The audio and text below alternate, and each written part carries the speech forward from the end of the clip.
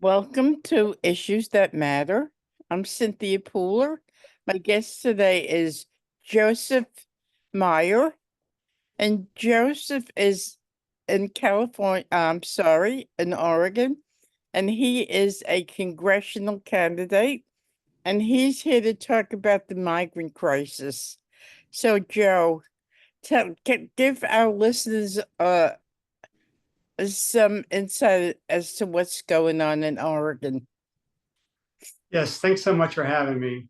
Well, first, let me just say a reason why I'm running. I think like 90% of Americans I've known for a long time that money just has too much influence in our politics. And I got off the couch at this time because of the genocide. Not only that, but our politicians' denial of what's going on. And I got into this race specifically because my Democratic opponent has taken millions of dollars from AIPAC during the genocide. So that's why I got off the couch. So I don't pretend to be an expert in any one issue. My Okay. idea, my idea about the migrant crisis as a PhD physicist and a father of two is that whose responsibility is that? And if I read about it and think about it and listen to other thinkers about it, I have to realize it's the American empire. For that reason, it's our responsibility to take care of people who come to the border like they're our own children. That's it in a nutshell. Okay, so how bad is the migrant crisis in Oregon? Well, we're a sanctuary state. We have Right. had some issues with ICE. There was an incident, I think, in 2019 where ICE wanted to take some action and they asked the Portland police to cooperate and they didn't. And there was a standoff for a long time between the citizens and ICE. And eventually that camp was cleared out. I don't know for what reason. So I think in many ways we're at the forefront of the migrant crisis politically. And, Okay. and the citizens of Portland have shown that they're ready to stand up. Okay. In what way? Well, just to enforce the idea of a sanctuary state. It's at the end of the day the citizens' responsibility. I don't think the Portland police will interfere with ICE, and I think they're required by law not to listen to ICE, not to work for ICE Okay. because of the status. Okay, so what is it doing to your state? Or more important, what's it doing to your district? Well, I think like everywhere, the first political use of the migrant crisis is to sow fear. And we see that throughout our political system. Just like there's a reason for homelessness, there's a reason for the migrant crisis. And that's to divide the population. Because together we have power. When we're divided, we're powerless. The individual man has no power. We have the resources to take care of everyone at the border. We have the resources to take care of everyone on the street. We choose not to because the people in Congress are working for a foreign government. They're working for AIPAC. My opponent, Maxine Dexter, in this race benefited from more than $5 million. They used $10 million to get rid of Bowman in New York, that same amount to get rid of Cori Bush. It's not really a democracy if our Congress is run by a foreign entity, especially Okay. during a genocide. Okay. If what you're saying is the migrant crisis is being funded by AIPAC, which is two different subjects, right? In order to stand by during a genocide, your frontal lobe needs to be almost completely atrophied. A convenient way to do that in America is the homeless crisis. Every time you walk past a homeless person, your frontal lobe shrinks just that much. Migrant crisis does the same thing. These are tools to dehumanize us. There is a war with rockets but it's enabled by a war on our brains. Okay. So what's it like in your district? I mean, what is the manifestation of it in your district? I can't speak directly to that. I'm ignorant on that. Except for fear. My contention still is there's a lot of things going on in the external world. What I think I bring to the political table is that the war is on our minds. We're losing our humanity. That is the biggest crisis. Yes, we have human suffering, and politically, human destabilization is more important because it's the root cause of it. Just like the root cause of homelessness is it divides us. The migrant crisis divides us also. We have enough resources to take care of everyone. In fact, if we give everyone a house and wraparound services, U.S. taxpayers save $10 billion a year. And where's the invisible hand of the market when you need it? Okay. So you're kind of thinking in more or less theoretical. Okay. But you're right about that. right? But in everyday living, how are people dealing with this in Oregon? Yes, things are such a chaotic mess. It's hard to know. I think an important question is what's the solution? What Okay. is the solution? We have a lot of people that we are in a way responsible for. We have the resource to do it. What's preventing us from doing it is that people in power love war. And that's not a good way to say it. Their brains are so degenerated, they only see war. In order for them to perpetuate their wars and genocide, they have to defeat the minds of the citizens. They do that with all these so-called crises, where we obviously are the richest country on earth. We can easily take care of everyone. So here's one crazy idea from a PhD physicist and a father of two. If you're at the border, well, we're very sorry, we're responsible for you.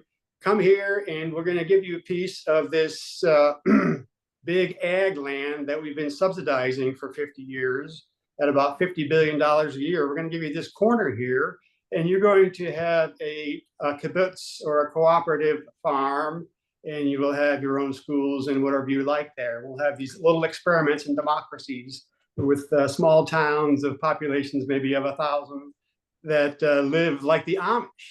This is your path to citizenship. And in those, you can be a teacher, you can be a farmer, you can learn any language you like, perhaps English. Okay. So what made you decide to run for Congress? Yes, thank you for that question. I think like 90% of Americans I've known for a long time that money buys our Congress. What's the solution to that? Vote for the guy who didn't take $5 million from AIPAC. Vote for the guy who's running on a couple $100 from his own pocket. Mm-hmm. Okay. So you're funding your own campaign. Yes, ma'am. I got some beautiful lawn signs too. Okay. And how's it going? It's going great. It was an amazing experience for me. The first goal was to get on the ballot. And that only involved really giving a speech at the Green Party convention. I think it was a pretty good speech, though. And I was the only one running, so I got on the Green Party ticket. And then my next goal was to get my pro-peace, anti-genocide statement in the voters pamphlet. And for that, you can pay $2,500, which is, of course, what the Democrat and the Republican do. Or you can go out into the street and collect 300 valid signatures from voters in your district. Mm-hmm. And over 40 hours, that's what I did. I got 400 signatures, and I think about 312 were valid. So I'll have my my statement in the voters pamphlet. So I didn't want AIPAC to control the narrative. At least I wanted someone to vote for. But the thing of it is, we're talking about the migrant crisis. AIPAC has nothing to do with this. You forgot that part where I was a theoretician. Say that again? You forgot the part where I was a theoretical thinker. Okay. Before I decided to run, and perhaps I forgot to mention, I got interested in political theory. I have a PhD. I'm a physicist by training. And Okay. one of the basic tenets of physics is you have to know the truth. And I think that's one problem with our political system.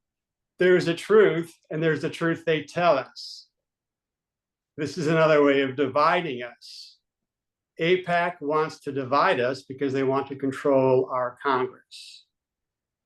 They do that by putting these ridiculous social problems on us that are easily solvable, like homelessness. Like, why doesn't the woman have a right to choose to control her own body in America in 2024? It's because the red and blue parties are not working for us, friends. It's time to vote green. So you think if the Green Party was more viable than what it is today, we would not have the problems we've got right now? Well, AIPAC supported 90 Democratic candidates in the primaries. All Okay. 90 of them won. AIPAC controls our Congress. Our Congress controls the migrant crisis. Our Congress refuses to address homelessness. Our Congress will not give the woman in 2024 the right to control her own body. The red and blue team are not working for us. That's why we have all these crises. They're not working for us because they're working for AIPAC. That's how AIPAC is connected to homelessness. That's how AIPAC is connected to the migrant crisis. Yes, ma'am. So how many congressional candidates on the Green Party is there in Oregon? Myself and Justin Philippe. There's two of us. We're both Okay. running excellent campaigns. He's raising money. He's probably going to win. He's probably going to win. Well, I'm And glad you agree he- with me there. And if he wins, he might be the only Green in Congress. What happens then? Well, our old friend Dennis Kucinich is running as an independent, and he pointed out that there could be ties. I think one of the FISA amendments was a dead tie, and if there were one Green, we would still have more Fourth Amendment rights to privacy. That's what one Green can do. Okay. Okay. So when did you start running for Congress? When did I start? Yep. Well, I guess this is when I gave that speech at the Green Party convention, which Okay. was last spring. That was my first goal, get my name in the voters pamphlet. Oh, I forgot to tell you what an excellent experience it was. The first day I was out collecting signatures, I stood at the Hollywood Farmers Market. And I don't like being approached if I'm out shopping on Saturday morning. So I said, I'm just going to stand there with my sign. It said, "Stop genocide, sign here." Mhm. Guess how many signatures I got after 2 hours? How many? Are you not going to guess? 10? You're right. How do you know? That's awesome. Yes, I got 10. I got Uh-huh. 10. A lot of people avoided me. Most people really didn't want to get close to me because genocide's a terrible word. In fact, if a kid walked by, I hid my sign. It felt so bad. Right. And yet 10 people walked up to me and said, "Okay, what's that?" And I said, "Hi, I'm Joe Meyer. I'm running for Congress on a pro-peace, anti-genocide statement. And if I get 300 signatures in the voters pamphlet, I'll get my pro-peace, anti-genocide statement in the voters pamphlet." And all 10 people who stopped signed. Yes, ma'am. Okay. So what's in store for you in the next 33 days? Okay, I've been going door to door with my little flyers, and I've hit 250 houses. Mm-hmm. And from those, one person was going to go help me hand out flyers. Okay. So now we're going to have a geometric increase in Joe Meyer for Congress. Okay.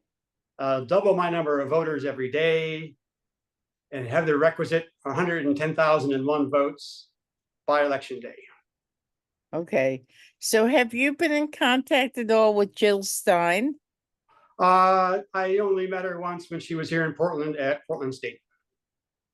Okay. And other than that, I've admired her from a distance. Okay. Do you know Howie Hawkins? Someone mentioned him that he has a YouTube station and he ran last time, didn't he? Right. Yes, ma'am. That's Have, about all I know about him. okay. And like I Okay. said, I'm a political writer. I love theory. And I got off the couch at this time because of the genocide. I like the Green Party and I am a political writer. Okay. So, any final thoughts?